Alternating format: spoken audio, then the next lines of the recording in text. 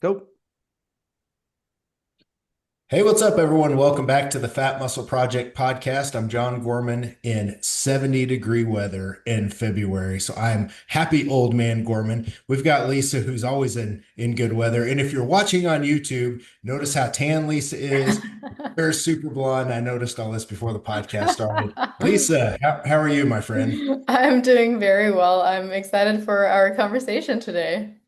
Yeah, this is something. So, Ryan, we're gonna get to and do his intro. This is something I've been enjoying. If you haven't listened to the last episode we did with Cliff Wilson, it was kind of similar to this. And as I've gotten older, I've noticed when I do more podcasts or I go speak anywhere, it's just all the things I've learned from, messed up, found other ways to do things over the course of decades. And Ryan's someone that can add decades to this. Cliff and I just added decades.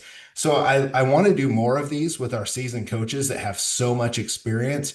So I think these are fun. So if you guys haven't listened to the Cliff Wilson podcast, go back. It's the prior one to this. It was really fun and good. But let's get to Ryan. Ryan, how are you, my friend? I know you just had a surgery, so thank you so much for literally jumping on the show. I know you're a hustler, you're a go-getter. So how are things with you right now?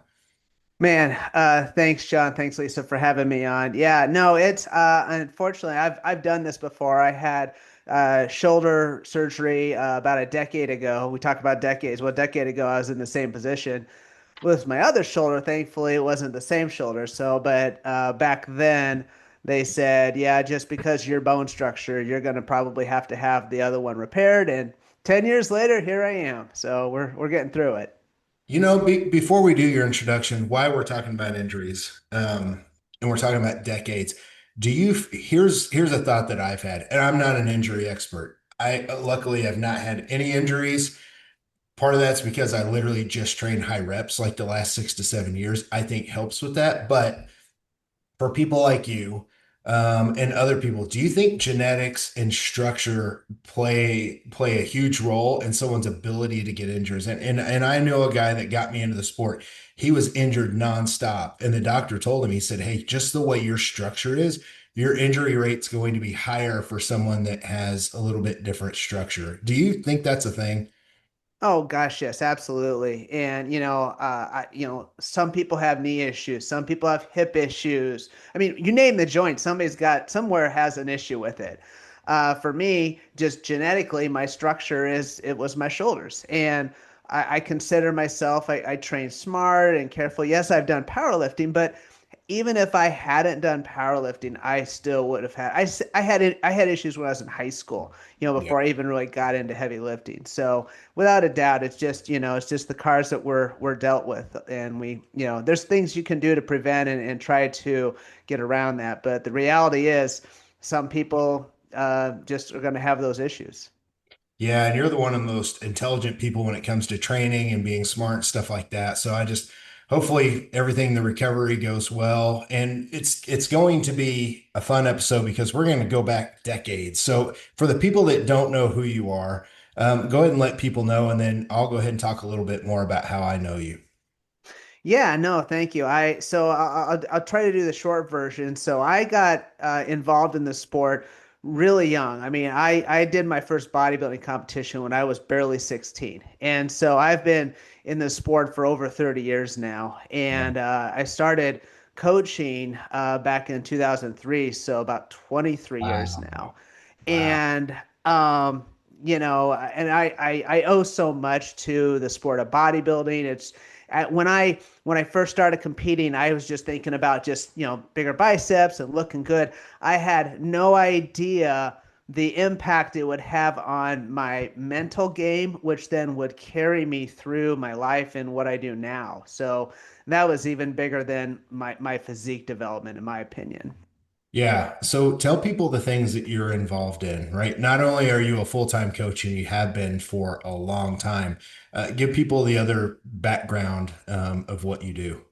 Yeah, so I've been actively competing ever since I was a teenager. So I've been doing that over the years.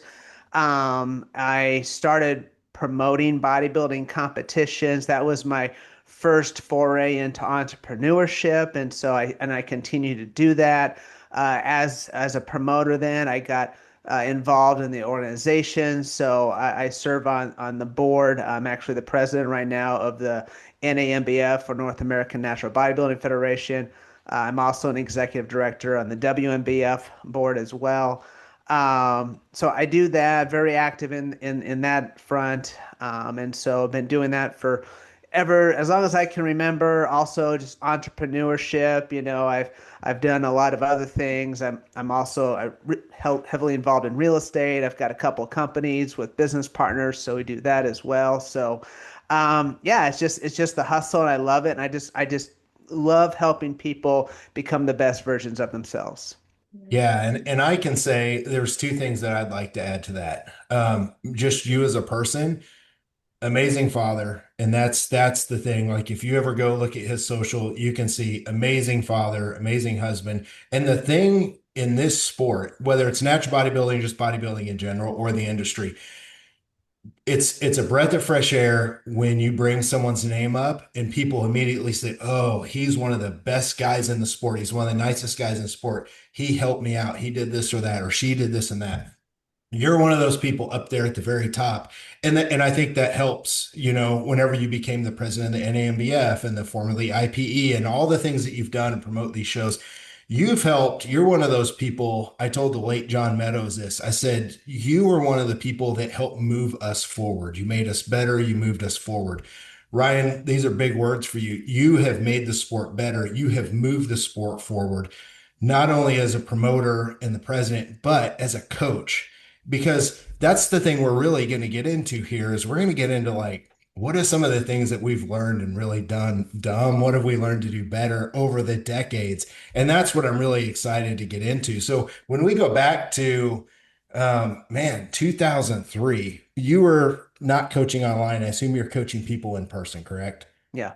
Yeah. Right. I had a nutrition store, and I would have, customers come in, and I at initially, I'm selling them supplements and things like that.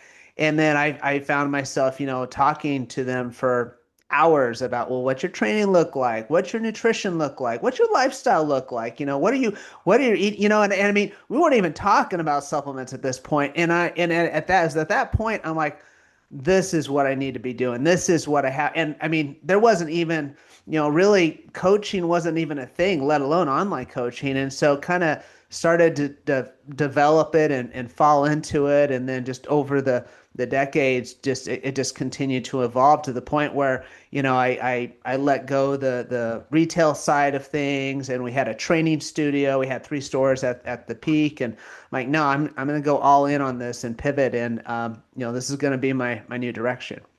And I'd I, love to I hear, I'm sorry to interrupt, but I'd love to hear like also how long your own competing career was or how many competitions you yourself participated in, what category, and just in general, like what fascinated you about the sport from such an early age onwards. I mean, that's incredible. Oh yeah, thank you. It's kind of a neat story. So I was literally the 95-pound weakling. I mean, I was very sickly. I wrote a book, and I talk about my story, but I was like in the hospital once a month and things like that. So very very undeveloped, sick kid. And I remember picking up a bodybuilding magazine, and I remember going to one of my buddies who was always in the gym, always lifted. I'm like, hey, what's it take to do this? He says, well, you just have to be dedicated and consistent.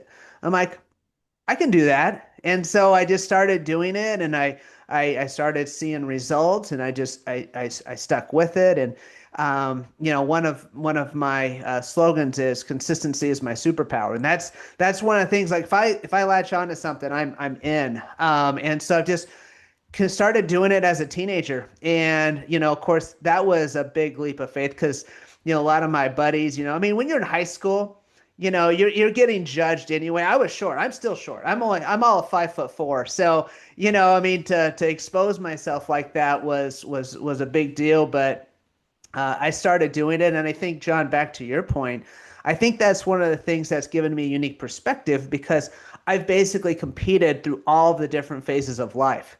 I started as a school in school as a teenager. I did it throughout college.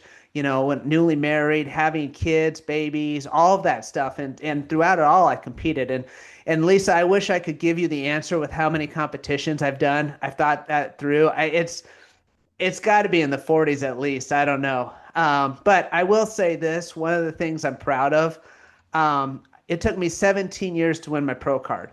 So like my first major comp, I am not a genetic specimen. And so like I just did it because I loved it. I loved the grind. I loved everything about it. And then I did back in 2009, I did finally win my pro card.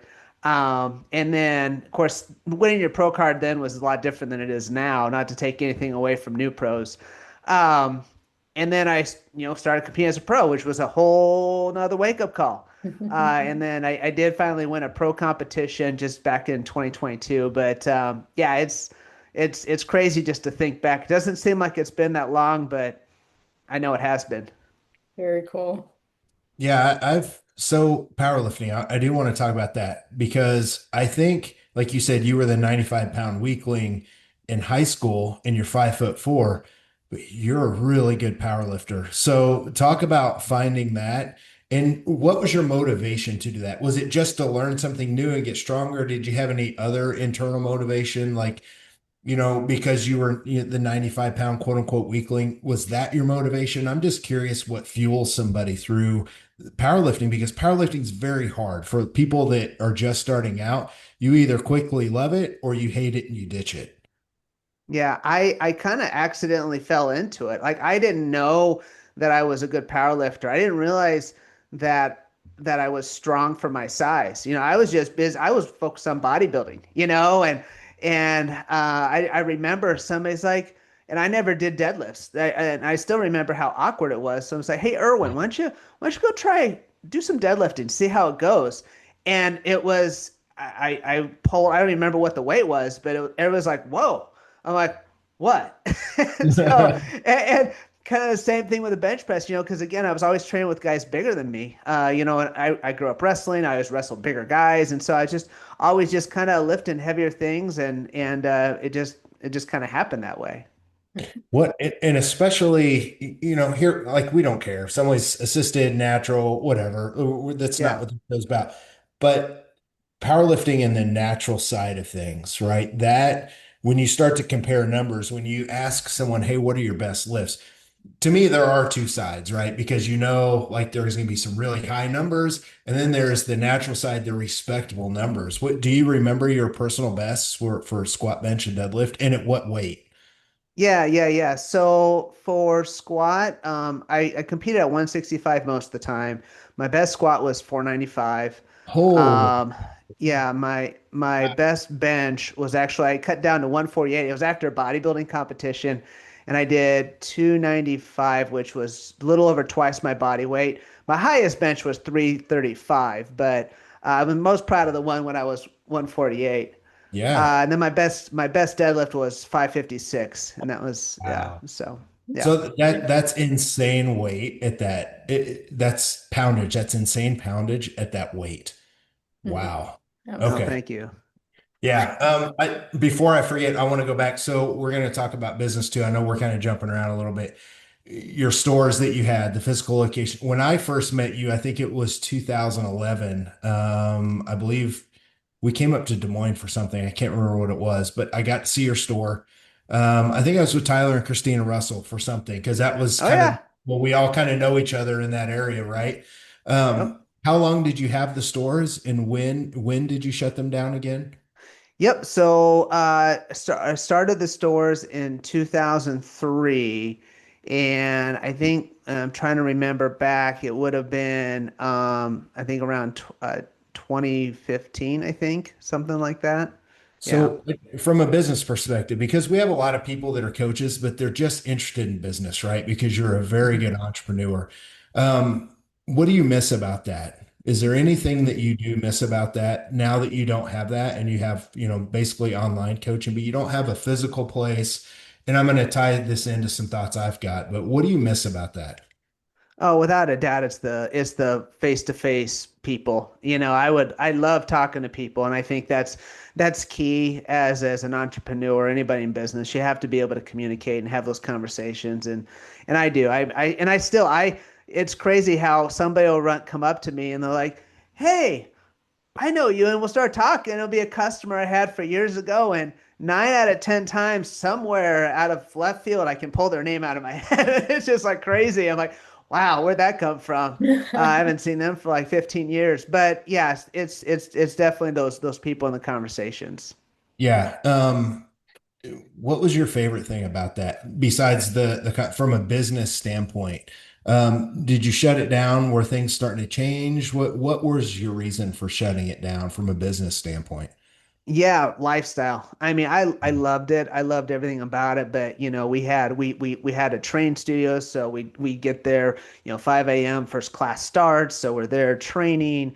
And then I after that, the retail store opens, so start the retail up, and then throughout that, just busy with that throughout the Yeah. day, managing the books, everything like that, and then finally coming home and trying to be with family, and then not being able to take vacations, not it's just it wasn't conducive to the lifestyle I wanted to live.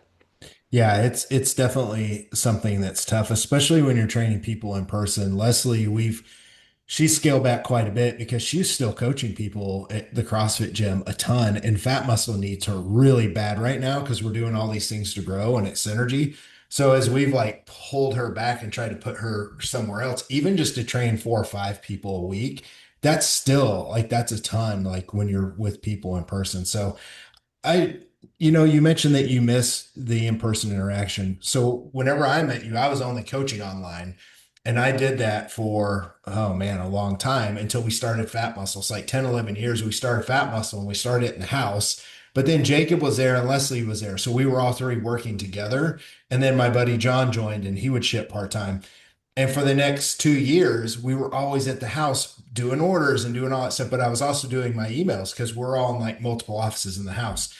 Then whenever we moved out to our first headquarters, I stayed at home to do my emails on check-in days. And I found myself, I was like, oh, I can't sit here alone anymore. So then I started going to the new HQ and started doing my emails there. And that's now I'm here at this new place.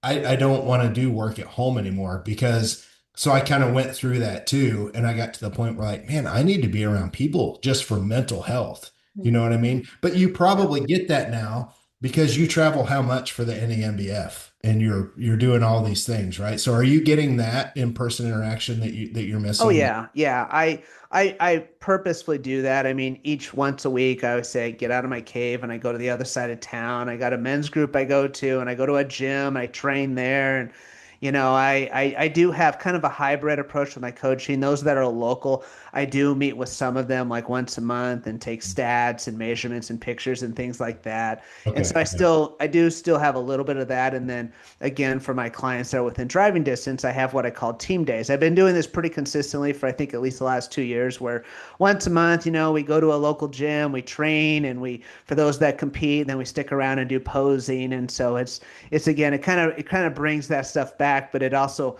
brings people together and creates that community of other like-minded individuals. So it's been really good, and it's great for me. It's great for my clients too.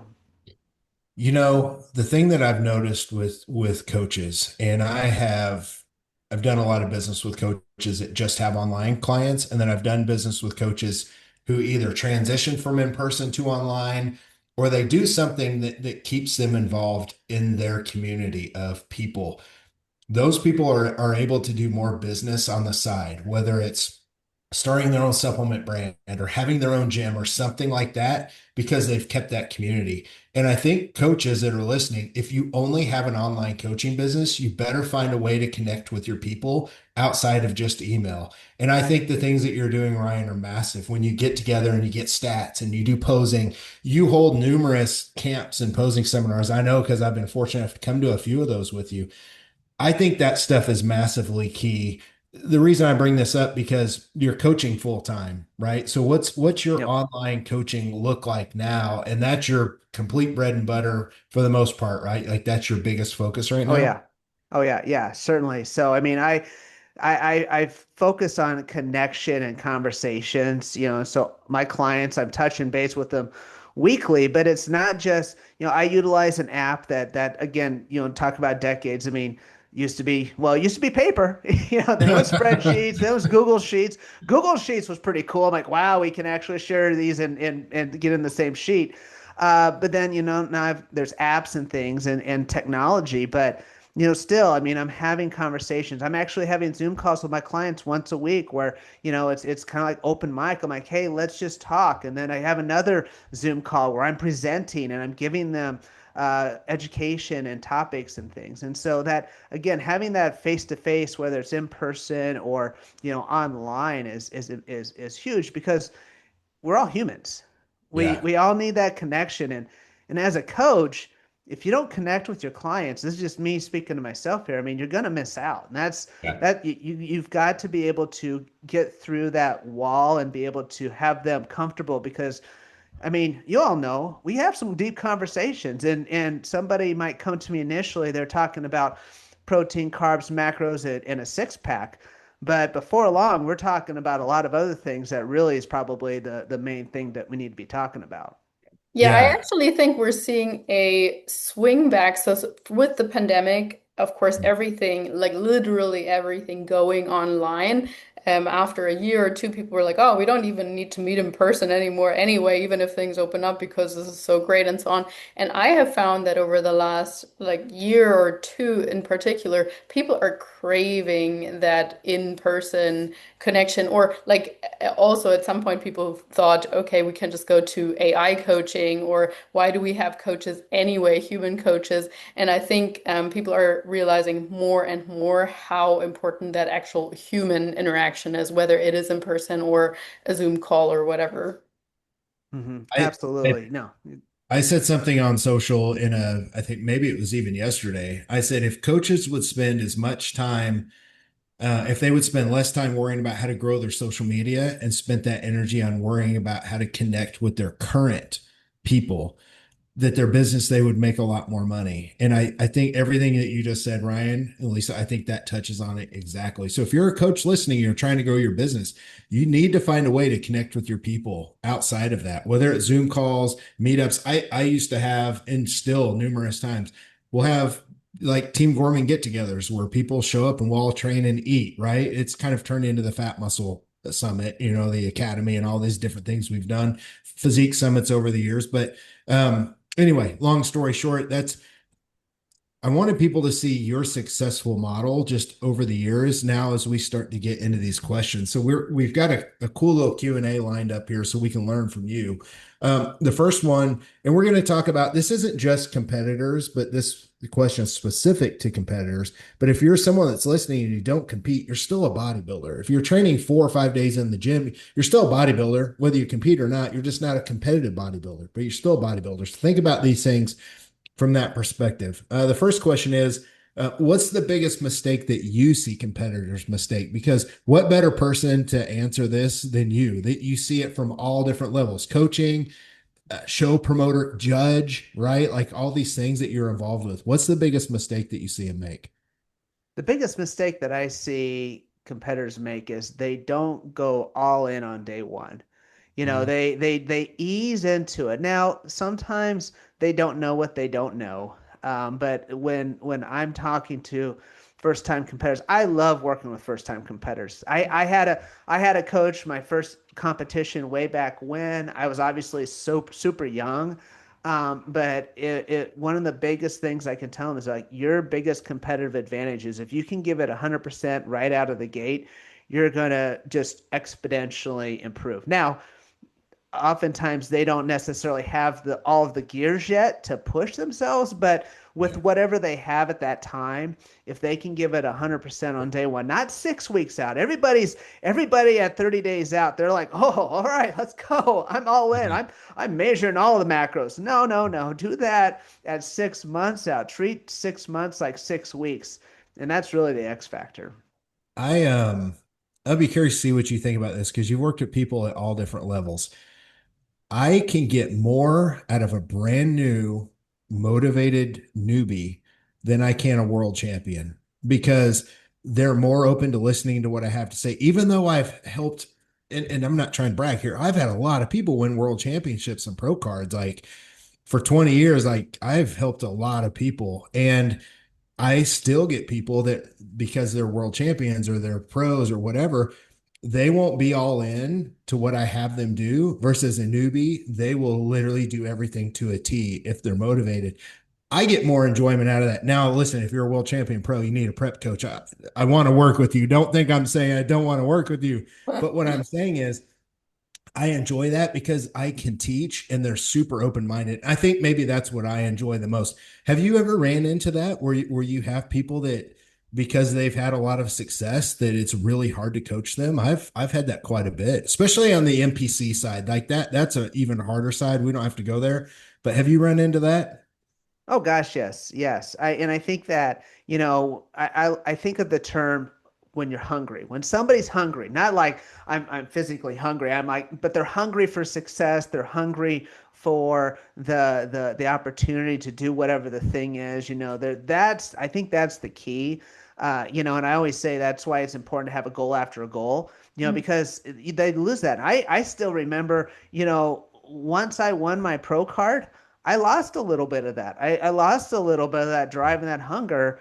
And now my motivation and my goals have obviously changed over the years. But like you said, it's when you're starting out and you're a clean slate. Not only are you hungry, but you don't have a lot of bad habits usually in there that you've got to detrain somebody from or try to get them on the right path. I personally Yeah. have found like even with just regular Gen Pop nutrition coaching that coaches are often the least coachable people, unfortunately. Like because we think we already know or we all have our preconceived notions, but like to the point like you also then think, oh, you've heard this study about that and you've heard this study about that potentially. So sometimes obviously this is a very bold statement, but at least just from my personal experience. You Yeah. know, that's that. Oh, so Ryan, I'm gonna put you on the spot, and I'm just gonna throw myself under the bus. And there's no ego in this.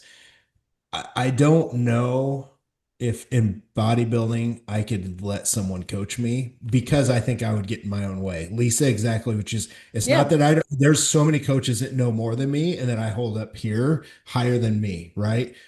I just think I would question everything they did. And Exactly. I'd A be like, no, percentage. that, listen, it's not gonna, that doesn't work that way. Ryan, would you be able to have someone coach you? And knowing what You know, everything you know now, could you do it or would you drive yourself crazy? it would be tough. It would be tough because I I run at such a high level, and I'm not bragging. I'm just saying I've got a lot going on, and it's just within the constraints, and it's more about fitting it into my lifestyle, my business, and everything like that. So, and that'd be hard for somebody else to figure that out and see that. Yeah. Yeah, the older you get and the longer, more successful you become, the harder it is to try and find people that you can learn from too. So that's just a real thing. There's no ego in that. What's the biggest advantage that you think competitors can get that they're not aware of? This is a great question, and I don't. Maybe you've never heard this answer before, but commit early to a competition. And not just commit to it, but like throw it out there. Throw it out there and throw it out to the community for a lot of reasons.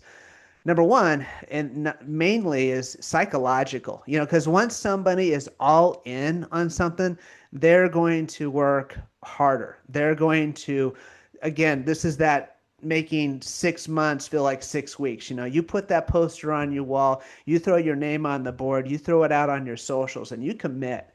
Now, as a coach, we don't necessarily like that because, I have this conversation with my clients too. I'm like, hey, we can have an idea where we're gonna go, but at the end of the day, your physique's gonna tell us when you're ready. But again, putting it out there is going to make you work harder as an athlete to get to that point.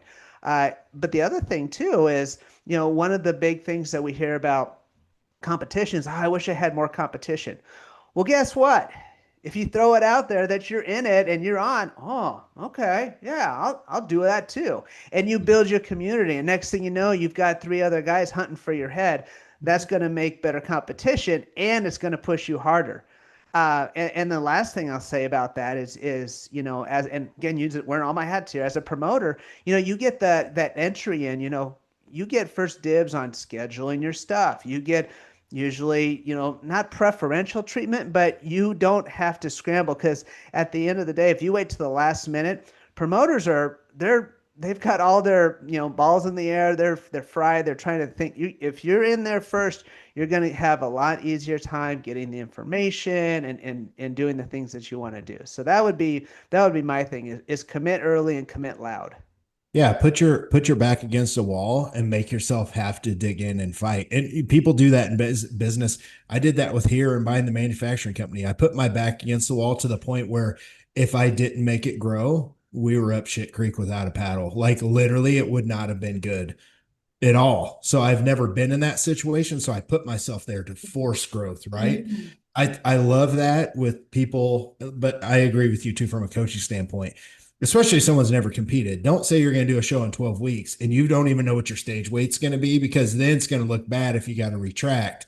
But I love that. Like put it out there that you're going to step on stage this year. You're going to, you know what I mean? Put your back against the wall. And not everyone's cut out for that kind of DNA, but I think people can force that, right? I think that's something people can learn from, Ryan. Is that what you're saying? Like maybe they're Yeah. not built that way, but guess what? They're going to learn something about themselves. Absolutely. Yeah. And I think that the other thing is it's going to make you see it to the finish because we all know, getting ready for a competition is one of the hardest things you can do. And so that helps you commit to it. And I think to your point, John, is it needs to be an honest and realistic expectation. If you've got 6 months of dieting, you don't commit to a 12 week, 12 weeks out. But Right. have an honest conversation with your coach and say, hey, I really want to commit. What can we safely do? All right, let's go. Giddy up.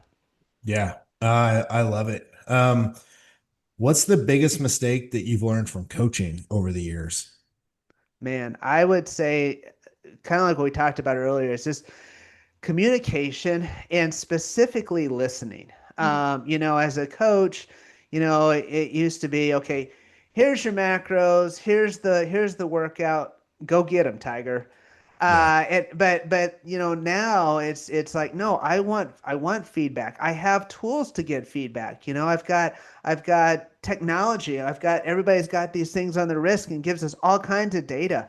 Getting lab work, getting what's the hormones look like, getting the feedback. How are you doing at home? What's going on at your job? What are those things going on? Because all of that feedback I need to listen 80% and speak 20%. And so I think that with technology and stuff, that was something that when I was a young coach, obviously a lot of that technology didn't exist, but also I didn't utilize it. I thought, oh, I know everything.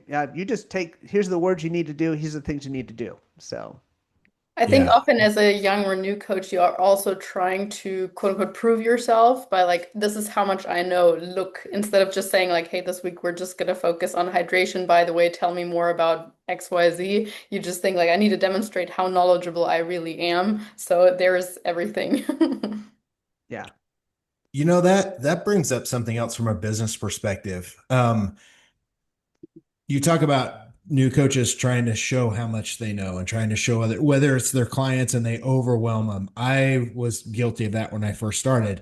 I'm like, hey, here's the science of carb ups, and here's why you should do this, this, and this. I was talking way over my clients' heads because I was so excited for it. And they were getting paragraphs from me every time I'd email back. And they're probably like, God, this guy just won't shut up. Speaking from a business standpoint, growing your business, I see a lot of coaches that they are trying to do that. They're trying to spend so much time showing people how smart they are, how much they know, do this, do that in their posts instead of just posting results and letting that do the talking for them.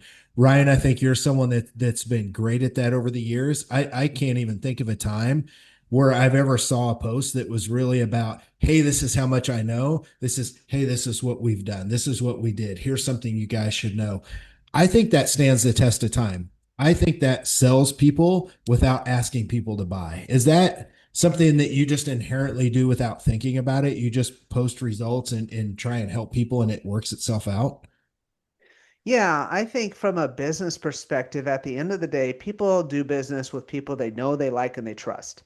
And so that's kind of been the main focus. And I got that. My father was in sales, and you're going to talk to somebody or you're going to work with somebody you like. And so, a lot of times I put these things I call Monday mindsets out there. And that's really all it is. It's just me speaking my mind and letting people know, hey, I'm hopefully somebody you can know, like, and trust. And then, yeah, like you said, John, then it's like, oh, okay, what's this Ryan? He seems like a decent guy. What's he do? Oh, whoa, I see some clients. I see some things on his website. Oh, okay, now I get it. So yeah, so that's the approach that I've always taken. Try to, start from kind of the soft side and work it in that way. Yeah, and it's a long play too. I think coaches now they get so they want to try and hurry up and get clients, get clients, get clients, and they're just trying to push so hard. That's just a way to approach it that adds up year after year after year, and you have a very successful business from it. Lisa, before we get to what's next with Ryan, do you have any questions for him? Anything that you've thought of as we've gone along? Really, I want to hear more about the rotator cuff recovery. If you don't mind, like, are you doing anything nutritionally different? Let's just say, like, you upped your protein or any specific supplements. And what do you think because you've already gone through this before with your other shoulder, what do you think your re-entry into training is going to look like? Yeah, no, great question. I mean, I've always eaten very high quality foods. I mean, I try to focus on fairly much whole foods, high protein. I mean, you're typical what I would call most of us would focus on as a bodybuilder. And so from a nutrition standpoint, I'm just doing as much of that as I can. Now, I'm also being careful because, my activity level's down quite a bit. And so I'm also watching the scale just to make sure the body fat doesn't start creeping up on me. But yeah, certainly, pushing all of the joint support products I can, things of that nature, keeping the fish oil high, pushing the fluids.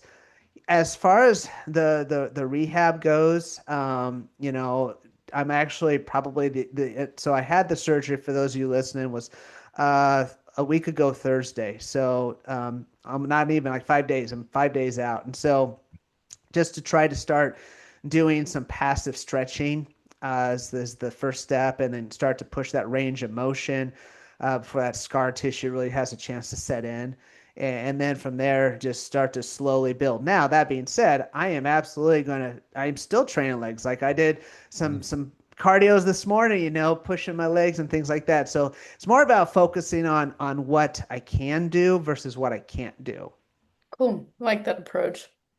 You know, I've watched a lot of people be injured over the years. And like I said, I've been fortunate enough that I've not had any injuries.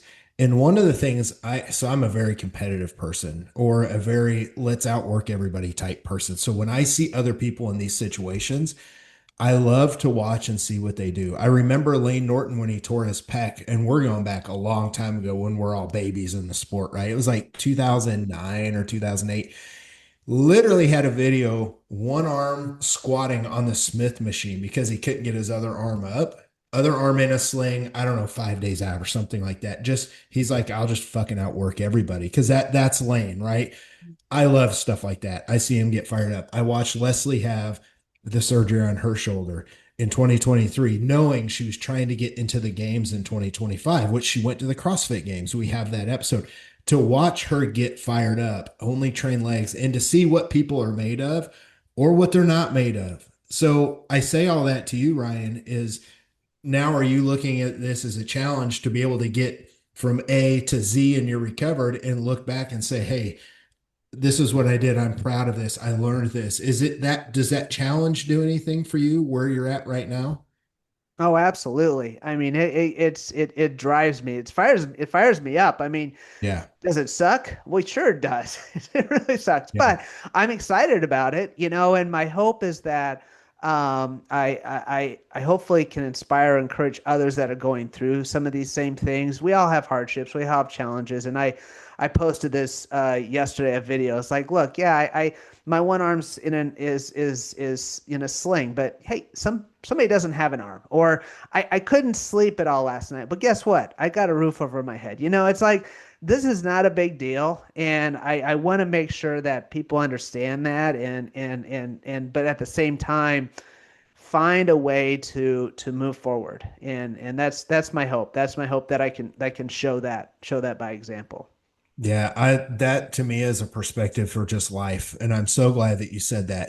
I get to, not I have to, or this Right. happened to me, like this is what I'm doing. I absolutely love that. Lisa, do you have anything else before we close it down? No, thank you. Honestly, Ryan, it was a pleasure speaking with you and just getting to know you and your journey a bit more. I did not know that it started that early. That's absolutely impressive. Yeah, it's crazy. It's been a while. I got a big birthday coming up this year that ends with a zero, and I'm just like, well, here we go. Oh man, so when is it? April. All right, so you're 1 year older than me then. Yep. I did Yep. not know that. Where's your gray? You're growing your beard out and you don't Oh, it's have it. I there. am like It's full there. gray. It's there. Oh man. All right. Well, I need to know your tips. If you guys want to connect with Ryan, and I highly recommend that you do, follow him on social, shoot him an email, his website, all that's in our show notes. And of course, if you ever want to get a hold of Lisa or myself, and you've got questions for the show, we're going to have some Q&As coming up and a lot of good guests we have planned coming up. Shoot us a message. We're glad to answer anything. We're not going to put you in an email list. Matter of fact, Lisa, we don't even have an email list. Shame on us for being shitty marketers, but guess what? That's not what we're about. So you guys can all message us. We're glad to hear any feedback that you have or get any guests or questions on the show. So Ryan, thanks again, man. We're going to let you get back to recovery and just being a complete badass for myself, Lisa, and Ryan. We're out of here. See you guys.